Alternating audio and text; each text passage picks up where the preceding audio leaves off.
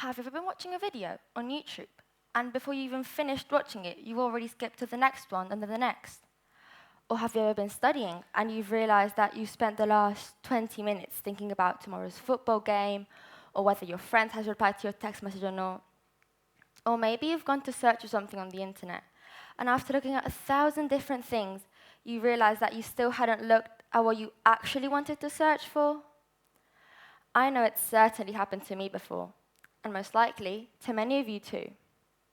And even though we've normalized these moments as a part of our everyday life, this phenomenon has a biological explanation. Hi, I am Jimena, and these apparently insignificant things that we live through daily are a big problem that we're facing, commonly called as the mind of the monkey. And it works like this. Close your eyes. No, really. Close your eyes. Now imagine a jungle. Green, lush, and lively, with bugs crawling at your feet, and snakes slithering down the tree trunks, and the exotic chirping of the birds in the distance. Got this? Okay.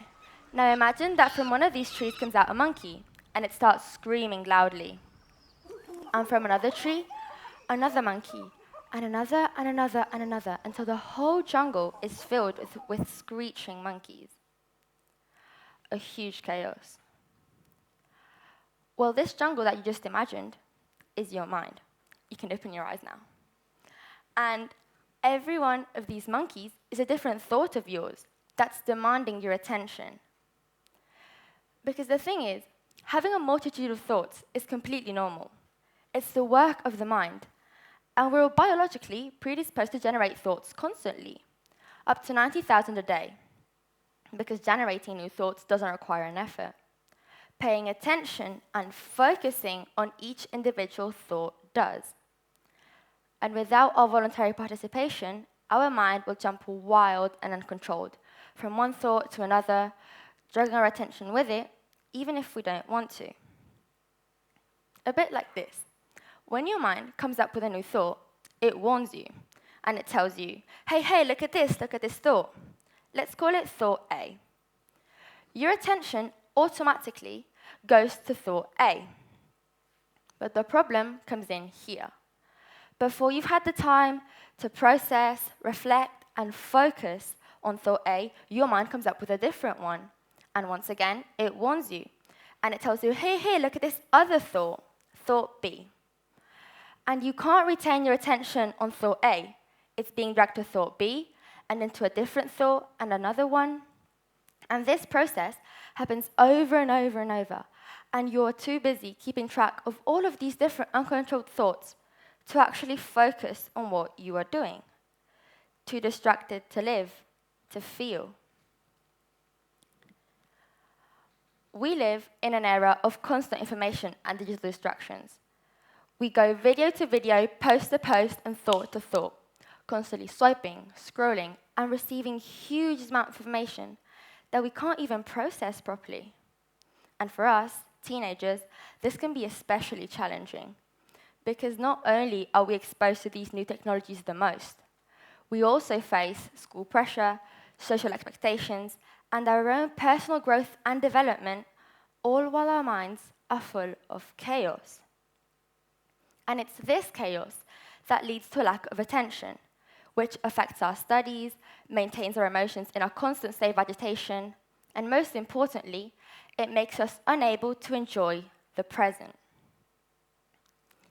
If this wasn't bad enough, pessimism. 75 to 80% of these uncontrolled thoughts in our mind are negative, and 95% of them are repetitive, which means that we are constantly going over and over dramas of the past or possible future catastrophes, this way laying the foundation for an anxious and a reactive mind. Because when we can't control our attention, we feel anxious, overwhelmed, stressed, and out of control. And this eventually leads to a lack of confidence. Because what is wrong with us? Why are we living if we aren't in the present? We ask ourselves and we bring ourselves down. In fact, studies by the United Nations International Emergency Children's Fund have demonstrated that 55% of all European teenagers suffer from conditions such as anxiety or depression. 55%. Isn't it scary that over half of us have no control over our own brain and over our own attention? Now, while I was explaining that, how many of you were already thinking about something else? Like, what are you going to eat after this? Or when am I going to finish speaking? A lot of you. Yes, you too. Because the mind of the monkey affects us constantly, even if we're not aware of it. So now, how do we solve this problem? Here's where an ancient philosophy comes into play: stoicism. Thousands of years ago, in ancient Greece, the Stoics taught us about something called the dichotomy of control. What a name, right? Well, the dichotomy of control consists on focusing on what you can control and what you can change. Whether it's about yourself, your surroundings, your life in general, you focus on what's in your power to control and to change. And simply, you accept what you can't. This way, we avoid harmful and useless thoughts about matters that are out of our hands. And for us, as teenagers, there are so many things out of our control.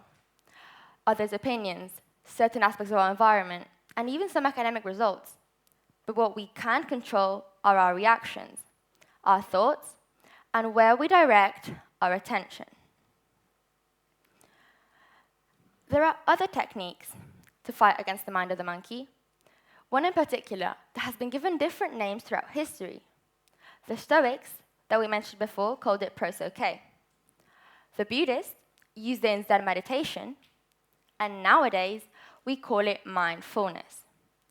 And they all basically mean the same thing: being fully aware of yourself and your surroundings right now, completely aware of the moment that you are living now. And by practicing this mindfulness, we can learn to live with more purpose and less distractions, leading to a fuller, balanced, and overall happier life, living in the present, where we control our minds, and not the other way around. Within mindfulness, one of the easiest and most effective ways to break the chaotic cycle in our minds is by developing our attention. And same way that we train our muscles by doing pull-ups, we can train our attention. And the key is in repetition. The easiest way to train our attention is by doing something that you already do 20,000 times a day: breathing. But this time, pay proper attention. Focus on your breathing. Notice there, go in, keep it, and out. And again, and again. And soon enough, you'll realize that your attention is already on something else. But bring it back. Back to your present, to your breathing, back to where you're in control. And by gradually increasing the amount of time that you maintain your focus on your breathing for, you strengthen your attention. In fact, studies by the University of Granada have demonstrated that these exercises, over the course of 6 weeks, in 4 different educational centers, have proven to be effective in reducing stress, improving students' attention spans, and enhancing their academic results. So little by little, we can incorporate these techniques and exercises into our daily routines by making habits. Such as, for example, using beginners apps. Smiling Minds, UCLA Mindful, Healthy Mind programs are all apps that I started using back in January when I was distracted and anxious about this very moment, performing this speech. And they've helped.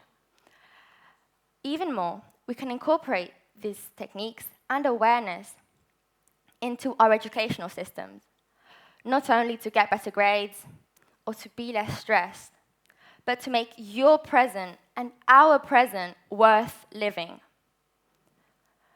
So right now, focus. Thank you.